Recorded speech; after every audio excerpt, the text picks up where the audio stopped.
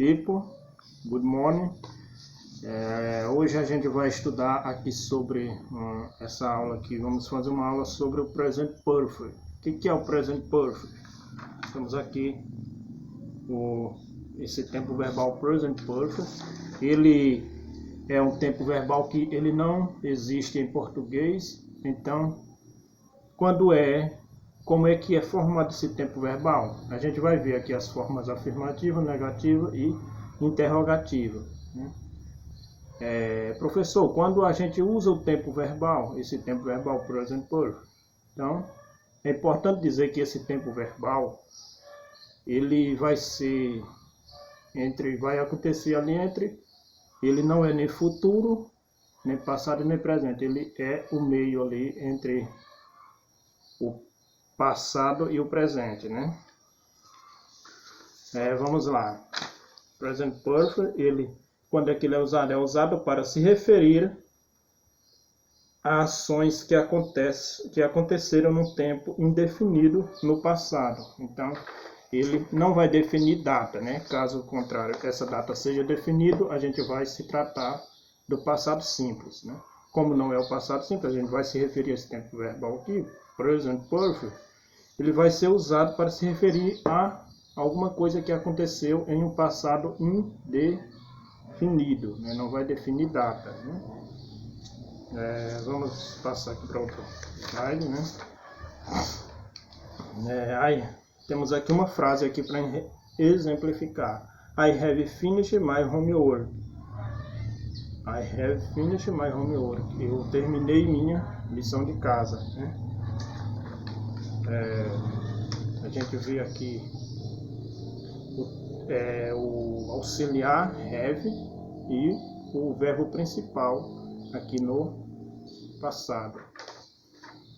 A formação dele, que é isso que é importante. Have, has, mais o participio passado do verbo principal, né? Que foi o que a gente viu aqui. Temos aqui o sujeito, o auxiliar, have, e o participio passado do verbo principal, que é o verbo terminar aqui, que é o ed. Aqui é o participio passado do verbo principal, né? Portanto, ele varia aqui entre os sujeitos, né? Nesse próximo aqui a gente tem aqui os sujeitos para as pessoas do discurso, né? I, you, have, she, he, we, you e they, né? Aí a gente tem aqui, para I e you, a gente vai usar o auxiliar have, né? Sempre com o participio passado do verbo principal, né? Mas a gente, para a terceira pessoa do singular, que é he, she, it, a gente vai usar has, entendeu? Has mais o participio passado do verbo. Para o plural, também dos sujeitos, né? We, you e they, vamos usar o has. Então é importante isso, é importante a gente fixar essa ideia do have e do has, né? Porque eles vão ter aí as suas variações de acordo com as pessoas do discurso, de quem se trata, né? A gente vê que essa daqui é a forma afirmativa, né? Teremos aqui agora a forma negativa. Forma negativa aqui do present perfect, né? A gente vê they have not lived here. They have not lived here. Eu não morei aqui. Então, aqui a gente tem o have e a partícula aqui, o auxiliar com a partícula de negação not, né? E o verbo principal no passado, né? A forma interrogativa, a gente vê aqui uma inversão, né? O que a gente viu? A gente vê uma inversão aqui, have they lived here. A gente vê que a partícula aqui, o auxiliar, o verbo auxiliar, ele veio no início da frase, né? Logo depois veio o sujeito e o verbo o particípio passado do verbo principal, né? Do ponto de interrogação para interrogar.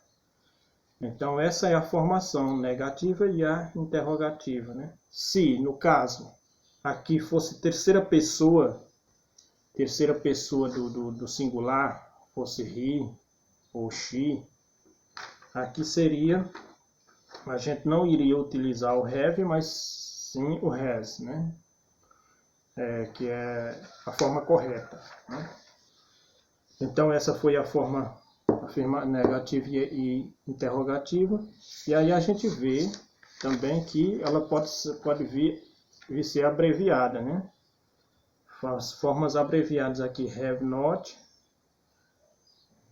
have not, né?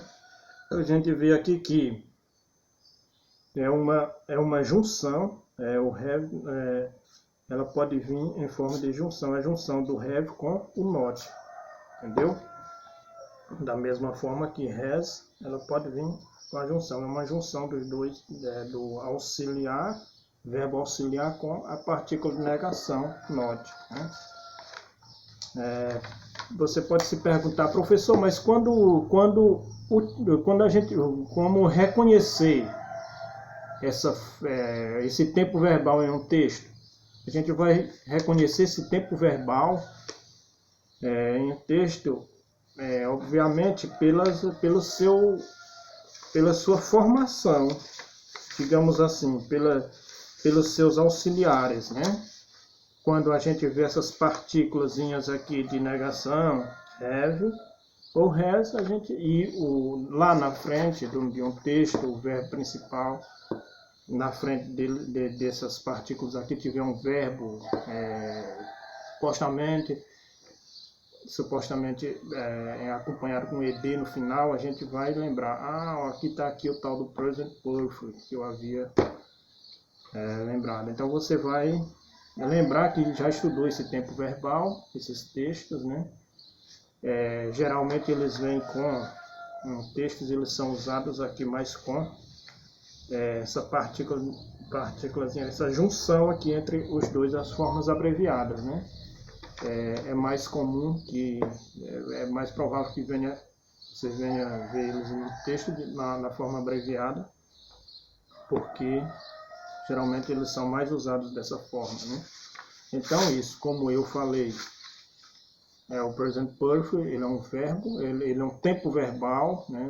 Não existe em português.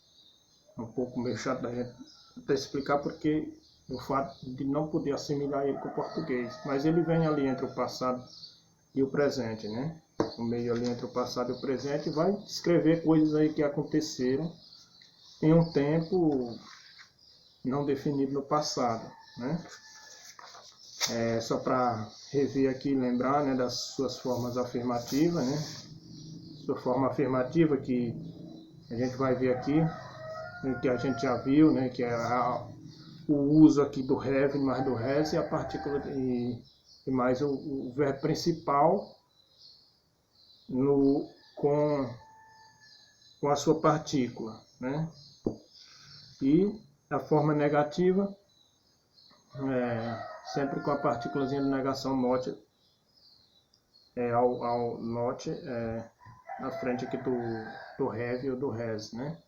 E a forma interrogativa, a gente vê que a partícula, ou seja, o verbo auxiliar, ele vem sempre no início da frase, né?